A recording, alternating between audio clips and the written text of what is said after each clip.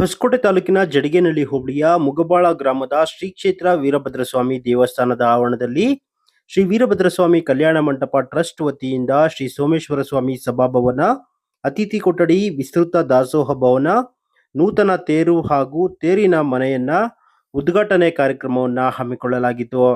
ಈ ಒಂದು ಉದ್ಘಾಟನಾ ಕಾರ್ಯಕ್ರಮವನ್ನ ತುಮಕೂರಿನ ಸಿದ್ಧಗಂಗಾ ಮಠದ ಶ್ರೀ ಸಿದ್ಧಲಿಂಗ ಮಹಾಸ್ವಾಮೀಜಿಗಳು, ನಾಗಲಾಪುರ ವೀರಸಿಂಹಾಸನ ಮಠದ ಶ್ರೀ ತೇಜೇಶಲಿಂಗ ಮಹಾಸ್ವಾಮೀಜಿಗಳು, ಅಖಿಲ ಭಾರತ ಶರಣ ಸಾಹಿತ್ಯ ಪರಿಷತ್ನ ಅಧ್ಯಕ್ಷರಾದ ಸೋಮಶೇಖರ್ ಅವರು, ಬೆಳ್ಳಾವಿ ಶ್ರೀಮದ್ ಬೆಳ್ಳನಪುರಿ ವೀರಸಿಂಹಾಸನ ಮಠದ ಶ್ರೀ ಮಹಾಂತ ಶಿವಾಚಾರ್ಯ ಸ್ವಾಮೀಜಿ ಸೇರಿದಂತೆ ಹಲವಾರು ಗಣ್ಯರು ಉದ್ಘಾಟನೆಯನ್ನ ಮಾಡಿದ್ರು.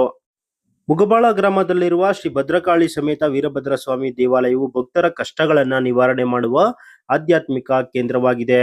ಸಾಕಷ್ಟು ಜಿಲ್ಲೆಗಳಿಂದ ಭಕ್ತರು ದೇವಾಲಯಕ್ಕೆ ಆಗಮಿಸಲಿದ್ದು, ಸಾಕಷ್ಟು ಜನರ ಒಂದು ಮನೆ ದೇವರಾಗಿದೆ. ಅಲ್ಲದೆ ಇಲ್ಲಿ ಟ್ರಸ್ಟ್ ಮೂಲಕ ದೇವಾಲಯವನ್ನ ನಿರಂತರವಾಗಿ ಅಭಿವೃದ್ಧಿ ಮಾಡುವ ಕೆಲಸವನ್ನ ಮಾಡಲಾಗುತ್ತಿದೆ. ಇದರ ಭಾಗವಾಗಿ ದೇವಾಲಯದ ಹಿಂಭಾಗದಲ್ಲಿ ಇರುವಂತಹ ದಾಸೋಹ ಭವನದ ವಿಸ್ತೃತ ಭವನ ಹಾಗೂ ತೇರು ಹಾಗೂ ತೇರಿನ ಭವನವನ್ನ ಉದ್ಘಾಟನೆ ಮಾಡಲಾಯಿತು. ಬಳಿಕ ಕೆರೆ ದಂಡೆಯಲ್ಲಿರುವಂತಹ ಸೋಮೇಶ್ವರ ಸ್ವಾಮಿ ದೇವಾಲಯದ ಬಳಿ ಶ್ರೀ ಸೋಮೇಶ್ವರ ಸಭಾಭವನ ಹಾಗೂ ಅತಿಥಿ ಕೊಠಡಿಗಳನ್ನ ಸಹ ಉದ್ಘಾಟನೆ ಮಾಡುವ ಕಾರ್ಯವನ್ನ ಮಾಡಲಾಯಿತು.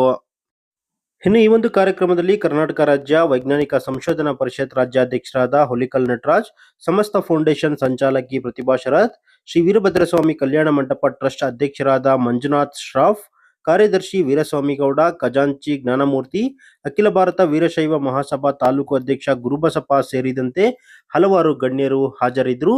ಕಾರ್ಯಕ್ರಮವನ್ನು ಉದ್ಘಾಟಿಸಿ ಇದೇ ಸಂದರ್ಭದಲ್ಲಿ ನಿವೃತ್ತ ಜಿಲ್ಲಾಧಿಕಾರಿಗಳಾದಂತಹ ಡಾಕ್ಟರ್ ಸಿ ಸೋಮಶೇಖರ್ ಅವರು ಮಾತನಾಡಿ ದೇವಾಲಯದ ಅಭಿವೃದ್ಧಿ ಬಗ್ಗೆ ಸಮಗ್ರ ಮಾಹಿತಿಯನ್ನ ನೀಡಿದರು.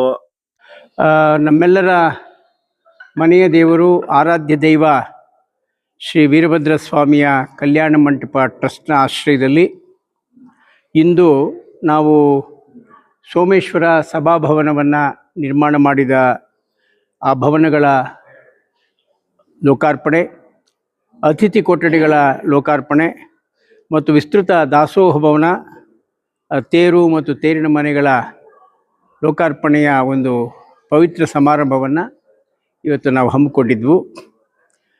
ಈ ವೀರಭದ್ರ ಸ್ವಾಮಿ ದೇವಾಲಯಕ್ಕೆ ಸುಮಾರು 5 ಶತಮಾನಗಳ ಇತಿಹಾಸ ಇದೆ. ಗಂಗರು, ಹೊಯ್ಸಳರು, ವಿಜಯನಗರದ ಅರಸರು ಮತ್ತು ಸೂಟೂರು ಗೌಡರ ಆ ಪರಂಪರೆಯಲ್ಲಿ ಬಂದಂತಹ ಒಂದು ಪವಿತ್ರವಾದ ತಾಣ ಈ ಮುಗಬಾಳ. ಇದಕ್ಕೆ ಮೊದಲು ವೀರಭದ್ರಪುರ ಅಂತಲೂ ಹೆಸರಿತ್ತು.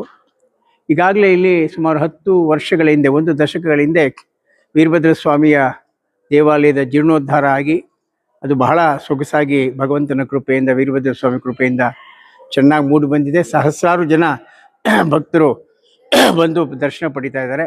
ಹಾಗೆಯೇ ಸೋಮೇಶ್ವರ ದೇವಾಲಯವನ್ನು 2022ರಲ್ಲಿ ನಾವು 2022ರಲ್ಲಿ ನಾವು ಅದನ್ನು ಪೂರ್ಣಗೊಳಿಸಿ ಸೋಮೇಶ್ವರ ದೇವಾಲಯವು ಸಹ ಸುಂದರವಾಗಿ ನಿರ್ಮಾಣಗೊಂಡಿದೆ.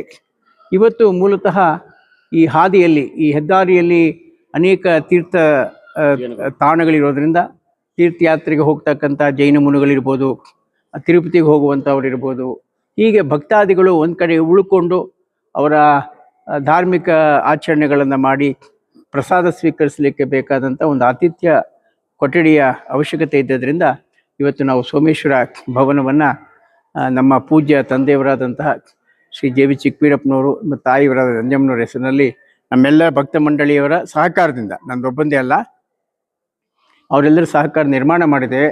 ಅತಿಥಿ ಕೊಠಡಿಗಳನ್ನು ನಿರ್ಮಾಣ ಮಾಡಿದ್ದೇವೆ ಮತ್ತು ಹೊಸ ತೇರು, ತೇರಿನ ಮನೆ, ಒಟ್ಟಾರೆ ವೀರಭದ್ರ ಸ್ವಾಮಿ ದೇವಾಲಯಕ್ಕೆ ಪೂರಕವಾದಂಥ ಎಲ್ಲ ಮೂಲಭೂತ ಧಾರ್ಮಿಕ ಸೌಲಭ್ಯಗಳನ್ನು ಒದಗಿಸಿದಂಥ ದಿಸೆಯಲ್ಲಿ ನಾವು ಕಾರ್ಯ ಮಾಡಿದ್ದೇವೆ.